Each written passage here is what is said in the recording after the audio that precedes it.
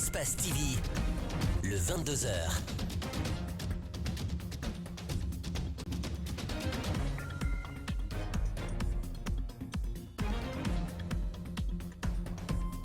Cellou Dalein Diallo annonce la reprise des manifestations par l'opposition et par le FNDC. Au siège de l'UFDG, le week-end dernier, le chef de file de l'opposition fait savoir que le président de la République n'entend que le langage de la rue. Le ministre de la Sécurité n'a pas tardé à réagir. Alpha Ibrahima Kera annonce que l'État veillera sur le maintien de l'ordre. L'Urtelgui était à la primature ce lundi. Elle veut répondre à Ibrahima Kassoli Fofana à l'issue d'une assemblée générale qu'elle compte organiser dans les heures qui suivent. Une réaction incompréhensible aux yeux de certains journalistes. Pour eux, l'Urtelgui n'a pas à tergiverser sur sa position. Au Kenya, 7 élèves d'une école primaire de Nairobi ont été tués et des dizaines blessés. À l'origine, l'effondrement de leur salle de classe ce matin, une situation de détresse visible sur le terrain.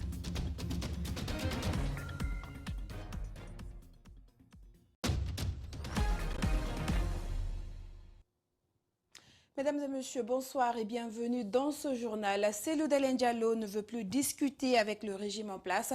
Il veut passer à la vitesse supérieure à travers la reprise des manifestations de rue. Et pour le président de l'UFDG, le temps des discours est révolu. Il a demandé à ses militants de rester mobilisés et bientôt le mot d'ordre sera donné. Et c'était au cours de l'Assemblée générale hebdomadaire de son parti politique. Décryptage et réaction avec Al-Gassim Yaliba et Ibrahima Souma. Depuis l'installation des PA sur la route Le Prince, les manifestations de rue ont totalement cessé. Une décision de l'État empêche les opposants d'organiser leurs manifestations habituelles pour protester contre certains agissements du gouvernement. Mais ce samedi, le président de l'UFDG fait une annonce qui amène certains à croire que ces manifestations vont bientôt reprendre. L'heure est à la mobilisation. Il y a tous ces défis. Alpha n'entend qu'un seul langage, celui de la rue. Il est temps maintenant qu'on bouge, qu'on arrête de dire qu'il faut se mobiliser. La sensibilisation doit se terminer et nous allons très bientôt lancer les mots d'ordre au niveau du FNDC. L'annonce est bien accueillie à l'UFR. Je crois que les Guinéens doivent se tenir debout et attendre vraiment le sifflet final du FNDC. On veut maintenir un chef d'État qui a 82 ans, continuer. Alpha Condé ne représente pas l'avenir de la Guinée. C'est terminé ça. Aujourd'hui, vous avez vu ce chef d'État qui a passé 3 semaines aux États-Unis pour rencontrer juste Trump. Et pendant ces 3 semaines, vous savez ce qui se passe dans le pays? Le pays est complètement abandonné. Du côté du RRD, une autre formation politique, membre de l'opposition républicaine, son président dit n'avoir pas été consulté. Et par conséquent, tout ce qui est tenu comme déclaration au siège de l'UFDG par le président de l'UFDG n'engage pas le RRD. Je crois que si l'opposition doit tenir une déclaration, on se retrouve en plénière, on décide, il y a un porte-parole qui passe le message de l'opposition. Puisque tel n'est pas le cas, on attend qu'on se retrouve, on va avoir l'opportunité d'aller en manifestation ou pas. Ça se discute à l'opposition. Il n'y a pas un parti qui s'arrête, il fait la déclaration au nom de tous les partis politiques. Avec l'installation des PA, nombreux sont ceux qui se réjouissent de l'accalmie que connaît la route Le Prince, même si d'aucuns ne s'en félicitent pas. Et puis après cette sortie de Cellou Dalein Diallo annonçant la reprise des manifestations de rue, le ministre de la Sécurité n'a pas tardé à répliquer. Alpha Ibrahima Kera, au siège du RPG Arc-en-Ciel, a mis en garde les opposants. Il a promis qu'il prendrait toutes les mesures contre les protestations de rue. Ibrahima Kera est au micro de nos reporters et suivez. Si nous voulons gagner, si nous voulons doter la Guinée d'une nouvelle constitution, il faudrait que notre union soit sacrée, forte, et que chacun fasse amende honorable pour agir conformément aux règles et aux principes du parti. C'est à cela que nous allons vous inviter. N'insultez personne, ne frappez personne, ne répondez à aucune provocation. L'État est là pour assurer la sécurité des biens et des personnes. Et soyez sûrs que toutes les libertés seront respectées, les droits de l'homme seront respectés, la démocratie sera respectée, Mais tous ceux qui voudront troubler l'ordre public trouveront les institutions de la République sur leur chemin. Et je vais vous dire sincèrement que l'ordre public sera maintenu, vaille que vaille, coûte que coûte. J'en ai fini. Merci. Consultation nationale au Palais de la Colombe, l'Union des radios et télévisions libres de Guinée, Urtelgui, a répondu à l'appel du Premier ministre sur les consultations nationales. Au terme des échanges, le président de l'Urtelgui est revenu sur les grandes lignes. La surprise, Sanou Kerfala Cissé tergiverse sur la position que doit prendre l'Urtelgui dans le débat actuel sur la nouvelle constitution. Il parle d'une assemblée générale à l'issue de laquelle ils répondront au Premier ministre compte rendu Abdourahmane Ba et Yacouba Traoré. Les consultations nationales, c'est au tour de l'Urtelgui de passer chez Dr Kassori Fofana. Après une demi-heure d'entretien avec le Premier ministre, l'Union des radios et télévisions libres de Guinée décline sa position. Nous avons dit au Premier ministre que le journaliste est un interprète de la curiosité publique.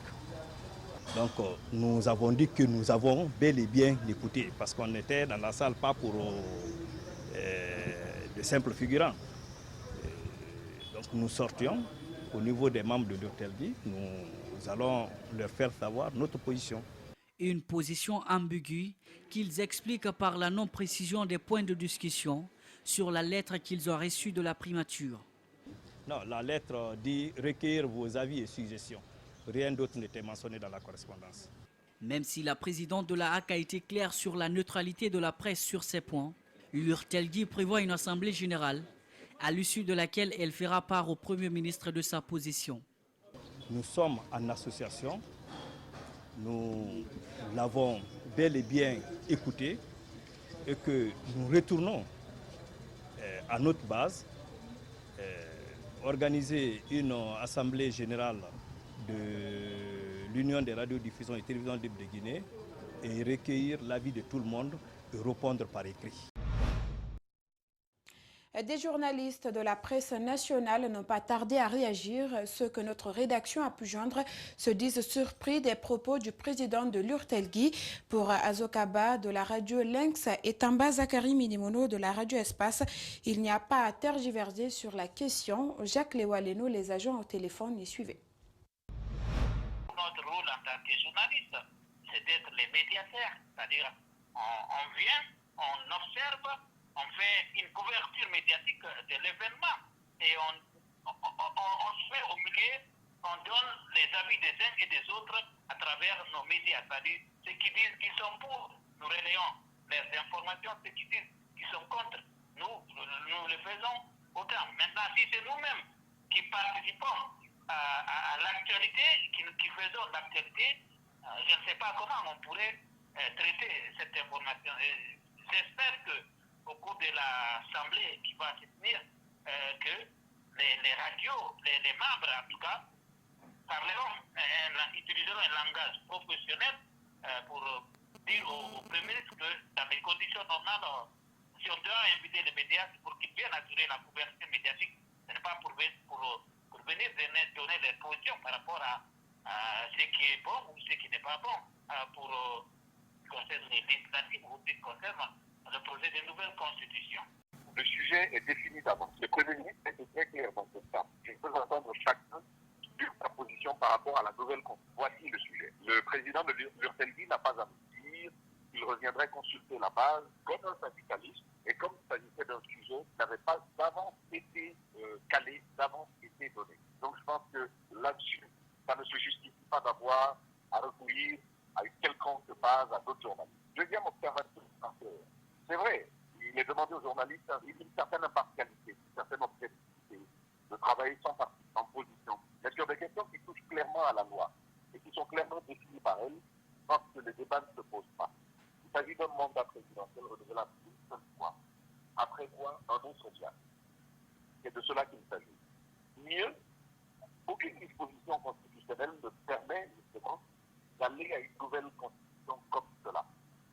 Et donc, je le redis encore une fois, ce deuxième aspect, c'est que, de mon point de vue, rien ne justifie de recourir à qui que ce soit pour donner une position qui devait être clair pour chacun de nous. Ils sont joints au téléphone par Jacques Lewaleno. L'Union syndicale des travailleurs de Guinée, version Abdoulaye Camara, a animé une conférence de presse ce lundi à Conakry. Les syndicalistes sont revenus sur l'affrontement qui a eu lieu à Mamou entre les deux factions de l'USTG. Ils ont convoqué les consultations engagées par le Premier ministre Kassori Fofana. À compte rendu Mamadou Kalisso et Lamine Silla. D'entrée de jeu, les conférenciers sont revenus sur l'affrontement enregistré à Mamou entre les deux factions de l'USTG lors de l'installation du nouveau bureau régional. 19 personnes auraient été interpellées. Certaines ont été libérées. Il y en a qui ont été pris avec les armes. Ce sont ces gens-là qui ont été amenés au commissariat. C'est eux qui ont été envoyés à la justice. Abdoulaye Camara affirme que tout est entré dans l'ordre. Ce sont ces hommes qui dirigent le bureau régional de Mamou, a-t-il indiqué. Sur les consultations engagées par le Premier ministre, les deux factions ont été convoquées sous la bannière de l'USTG. Le gouvernement entretient-il la crise au sein de cette structure syndicale? Les conférenciers tergiversent.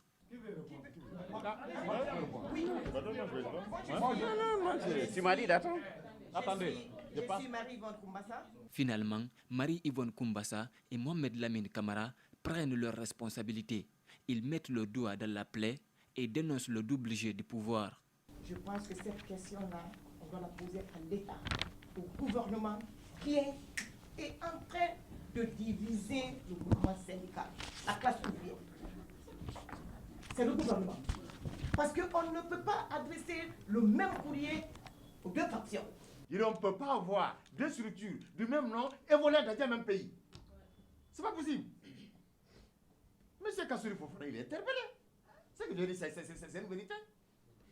Pendant que nous sommes là, on ne doit pas adresser notre lettre à ces gens-là. Parce que simplement, ils sont là toujours en train de crier, on va faire ça, on va faire cela. Ils ont dit qu'ils vont faire la grève. Quand il y a une opération du là, on a réagi. Qu'est-ce qu'ils ont fait? Ils ont réagi. Ils ont tout suivi sur la radio, non? Ils ont réagi. Parce qu'on a dit. Et je vous dis, nous on ne menace pas, on prévient. Le camp d'Abdoulaye Camara prévient leur adversaire. Le jour qu'ils vont faire une déclaration ici, allez-y en grève, machin, la libre association des individus est un droit naturel. Et donc, ils participent à la constitution du monde. Ils continuent de faire de la fondamentale. Ils le font avec le cycle de l'USCG. On va porter plainte contre eux. Je pense qu'à ce moment-là, l'État sera à mesure maintenant de répondre. Sinon, c'est pas normal. On est l'USCG. L'autre là aussi, USCG. Où on va? Il faut qu'on soit clair avec vous. C'est la vérité, ça. Pour le moment, les deux factions sont reconnues officiellement. Elles sont présentes sur le terrain, même si l'USTG Mamou accuse son adversaire d'être absent dans les secteurs miniers et portuaires. La loi relative à la cybersécurité n'a pas été publiée au journal officiel. Elle n'est donc pas opposable aux citoyens, ce que font entendre des spécialistes du droit. En Guinée, cette loi a été quand même appliquée sur des Guinéens. Pour le juriste Mamadi Trouakaba, c'est une violation des droits de faire recours à une telle loi. Ouminatou Sidibé et Abdoulaye Camara. La loi sur la cybersécurité est d'une grande importance. Ne pas la publier jusque-là au journal officiel de la République est un scandale. C'est seulement cette publication qui la rend opposable aux citoyens.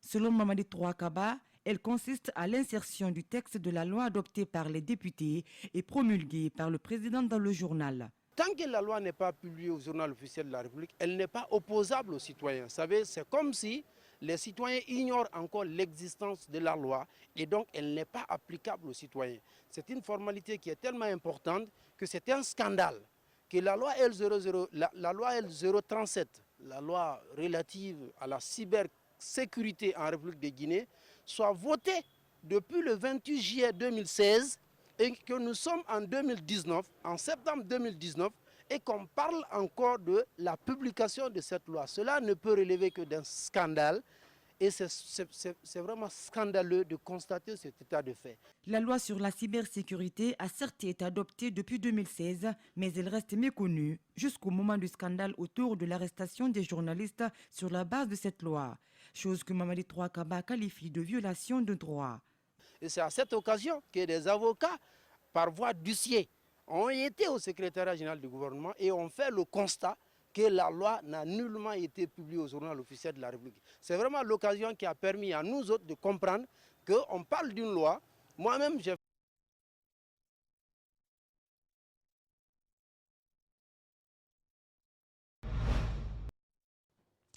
Embouteillage monstre ce lundi matin au carrefour de Sangoya, Anta, en passant par Kisoso. Et pour cause, les routes sont en voie de réhabilitation. Les travaux ont débuté hier à partir du rond-point de Sangoya. Ils seront exécutés par une entreprise de droit guinéen pour un délai de 2 mois. C'est une décision du gouvernement guinéen. Les usagers qui apprécient l'initiative mais souhaitent que les travaux se fassent notamment Mariama Fodé Camara et Aboubakar Din Camara les ont rencontrés et suivis.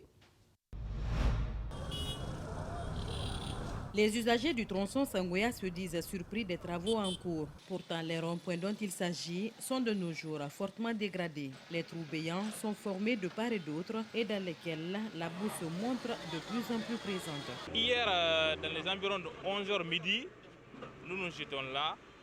On était vraiment surpris de voir les machines venir directement bloquer la circulation. Tout le monde était inquiet. On dit mais qu'est-ce qui se passe-t-il? Est-ce que vous comprenez? Donc c'est sur le coup, d'après les informations des riverains, maintenant des passants, il y a certains qui disaient non, que c'est les travaux, qu'ils veulent continuer à faire le rebutumage de Matoto à Sangoya au Carrefour.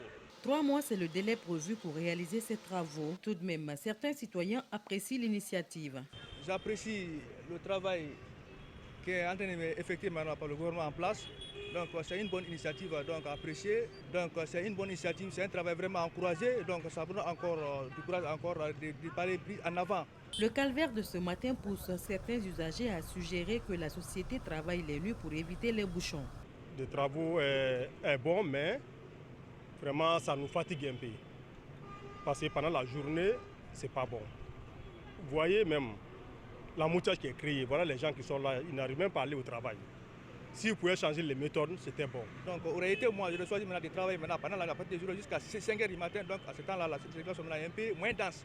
Mais le matin, comme ça, vraiment, tout le monde est concentré pour aller dans le centre-ville, là, il fait les activités. Donc, complètement, ralentir un peu maintenant les activités quand même. Comme les ronds-points de Sangoya, de Kisoso et d'Anta, beaucoup d'autres se dégradent, le plus souvent par le fait des travaux mal effectués. La circulation a repris ce soir sur le tronçon Matoto-Sangoya après de longues minutes d'embouteillage.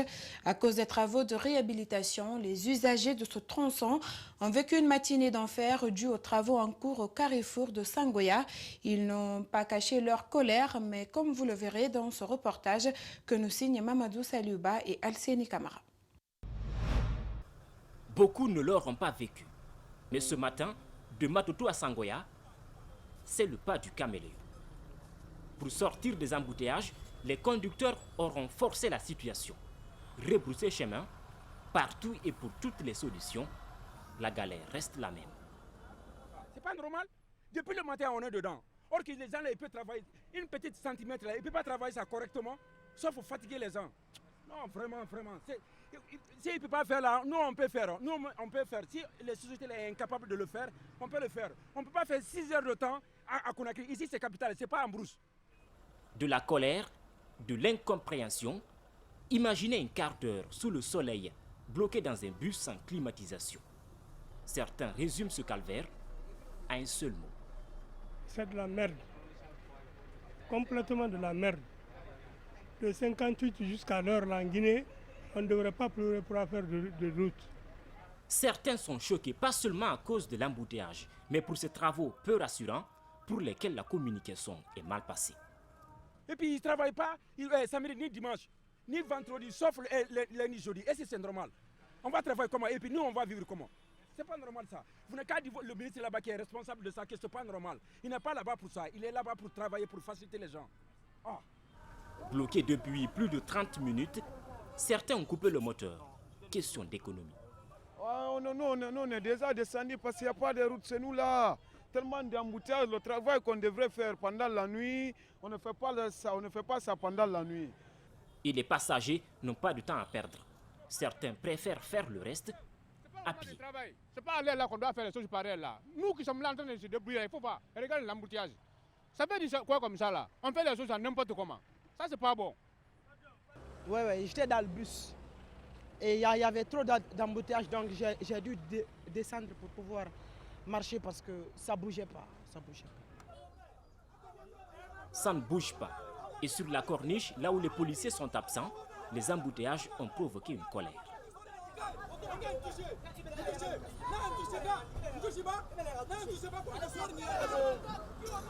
Pendant plusieurs minutes, c'est l'incompréhension.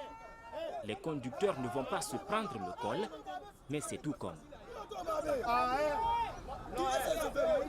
Puisqu'il n'y a pas de route, autant prendre du temps à discuter. Les usagers feront mieux de s'habituer. Les travaux vont durer 3 mois si le délai est respecté. Et dans le même registre, il faut dire que nos routes constituent de nos jours un calvaire. Et pour s'en rendre compte, il vous suffit de faire un tour à l'intérieur du pays. Inutile de s'attarder aux nids de poules qui jonchent les routes. Ignorons également les accidents de la circulation, mais attardons-nous juste sur les embouteillages provoqués par des pannes à répétition des gros porteurs. C'est un véritable casse-tête pour ceux qui pratiquent nos routes nationales. Mamadou Sadio Baldé pour le constat. Le vendredi 20 septembre, Mamadou Diallo embarque son camion remorque de marchandises, direction Kissédougou, mais pour ce voyage, il n'arrivera pas à destination. Pour cause, son engin ne dépasse pas les hauteurs de la colline de la Bouta. Il décroche au milieu de la route, le chauffeur réussit juste à dégager la cabine, laissant la remorque au milieu de la circulation. Les embouteillages monstres commencent. Seules les petites voitures peuvent se frayer le passage au prix de plusieurs heures d'attente. Le passage est rétréci et aucun chauffeur ne veut parfois céder le passage. Dans ce cas, ça ne va pas. La route est bloquée. Si ce n'est pas Koya, c'est la Bouta. On ne comprend rien. Donc la route n'est pas bonne. C'est tout ce qui cause cette panne. Nous, on est fatigués. Il faut que la loi nous aide, quoi. Le gouvernement nous aide. On n'a pas de route. On est fatigués. À chaque jour, on passe la nuit sur la route. Nous, on est fatigués. C'est le week-end, la circulation est intense alors que pour se tirer d'affaire et libérer complètement la circulation, il faut le transfert de la marchandise dans un autre camion. Imprudence du chauffeur ou l'état de la route? La réponse est sans équivoque.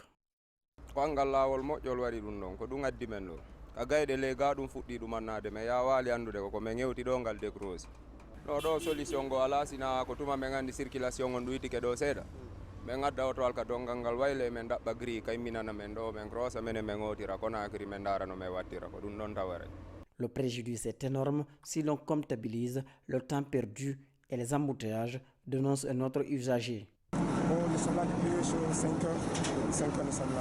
Finalement, les engins qui tentaient de doubler les lignes sont dissuadés et la circulation s'organise de mieux en mieux. C'est un reportage signé Mamadou Sadio Baldé. Nouvelle conférence de presse de l'Union pour la défense des sinistrés de Swapiti. Ce lundi, les membres de cette association continuent de dénoncer les conditions dans lesquelles vivent les riverains du fleuve Konkouré, sur lequel est construit le barrage Swapiti. La fermeture des premières vannes du barrage sur les populations sont terribles. Ils indexent le ministre de l'Énergie, Cheikh Talibé Silla, qu'il accuse d'être à l'origine de cette situation. C'est un reportage de Gibril Ba et de Mohamed Aloussieni Kamara. Aujourd'hui, 12 000 âmes dans 80 villages sont préoccupés par la construction du barrage de Swapiti. Sommés de quitter, les habitants ne digèrent pas du tout les circonstances dans lesquelles se procède le déplacement.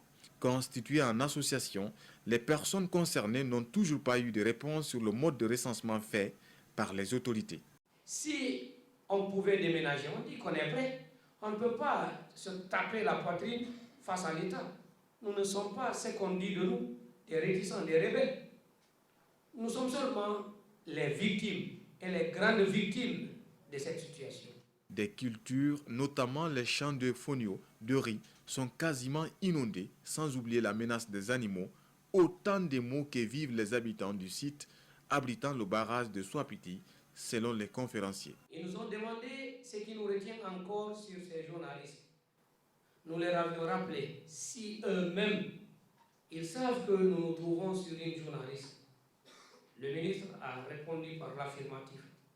On lui a signifié alors qu'on était sur le champ même, prêt à bouger prêt à bouger si seulement si il faisait ce que le projet recommandait. Permettez que je vous dise ici, franchement, entre Guinéens, nous ne sommes pas gentils. La malhonnêteté prime, parce que le projet a tout indemnisé. Certains sont déplacés, mais attendent encore d'être bien logés. D'autres refusant de quitter parce que n'ayant pas été en possession de leur dû. Pour ces jeunes, le ministre Talibi doit tenir compte de ces réalités. Le ministre n'a même pas eu le temps de jeter coup d'œil. Ça ne lui a pas du tout intéressé. Il est allé sur les sites dont les gens ont été déjà réinstallés. Parce qu'il était avec quelques 2 ou 3 journalistes, il fallait montrer aux gens que les gens sont déjà réinstallés. Mais là aussi, c'est le samedi d'abord il avait fixé pour son voyage. Mais quand ils ont senti qu'il y a assez de frustration sur le terrain, ils ont mis des sacs de riz dans les camions ici pour distribuer d'abord aux gens avant que lui ne sorte le lundi. Pour l'heure, les conférenciers attendent de fortes actions de l'État en faveur des sinistrés, dont la plupart sont entre la vie et la mort, ont-ils martelé. Le Mali a célébré hier dimanche 22 septembre le 59e anniversaire de son indépendance. En Guinée, la célébration placée sous le signe de la cohésion a connu une forte mobilisation de la communauté malienne à son ambassade. Elle aura été aussi l'occasion de se taire les divergences entre les associations maliennes vivant sur le territoire guinéen, ce qui entraînait jusqu'ici une relation conflictuelle. Le compte rendu de Mohamed Damaro Camara et de Aliouba.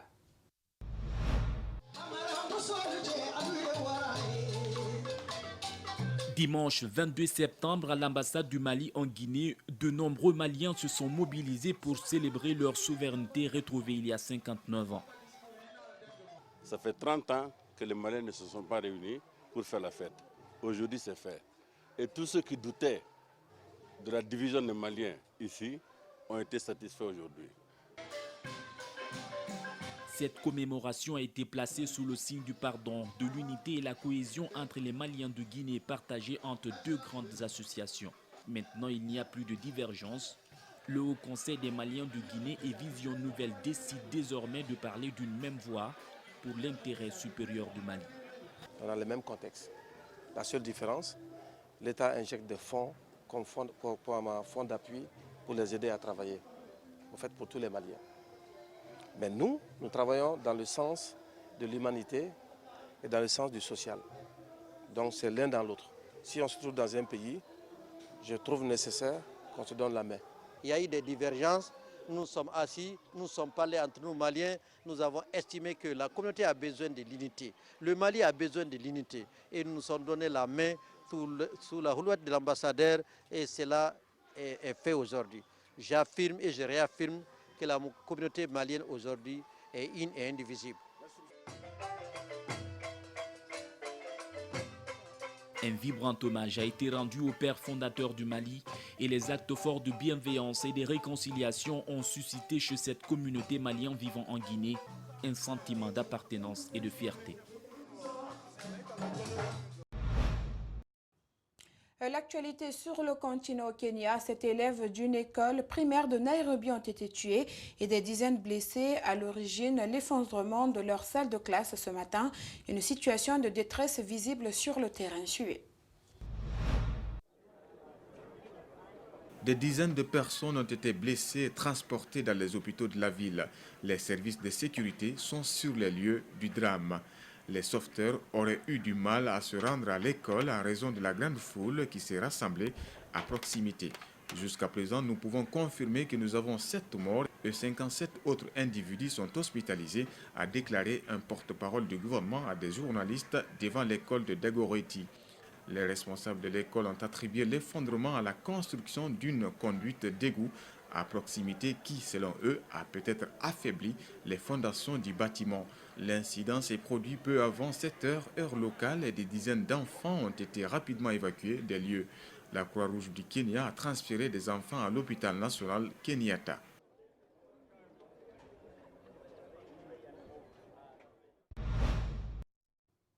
La marche pour le climat à Paris a mobilisé samedi 15 000 personnes et cette manifestation a cependant été parasitée par des violences des Black Blocs se sont mêlés au cortège et des incidents ont éclaté avec les forces de l'ordre massivement mobilisées. Suivez ces images de nos confrères de l'AFP commentées par Guy Brilba. Quelques 15 000 personnes ont marché pour le climat samedi à Paris, mais cette manifestation a été parasitée par des violences. Des Black Blocs se sont mêlés au cortège dès son départ et des incidents ont éclaté avec les forces de l'ordre. Vitrines cassées, banques dégradées, barricades de fortune incendiées. Des violences ont éclaté dès le début de la marche vers 14h30. Quelques 1000 manifestants radicaux y ont été signalés par la préfecture de police alors qu'un nouvel acte de la mobilisation des Gilets jaunes avait également lieu samedi à Paris. À 18h, 163 personnes avaient été interpellées, 395 verbalisées selon la préfecture de police. Quelques 15 200 personnes ont participé à la marche pour le climat, selon le cabinet Occurrence qui a effectué un comptage pour un groupe de médias dont l'AFP. Les organisateurs, eux, revendiquent 50 000 participants et la préfecture de police fait état de 16 000 manifestants. La rédaction a réalisé ce journal. Merci à tous de l'avoir suivi. Les informations continuent également sur notre site web à www.espacetvguinée.info et bonsoir.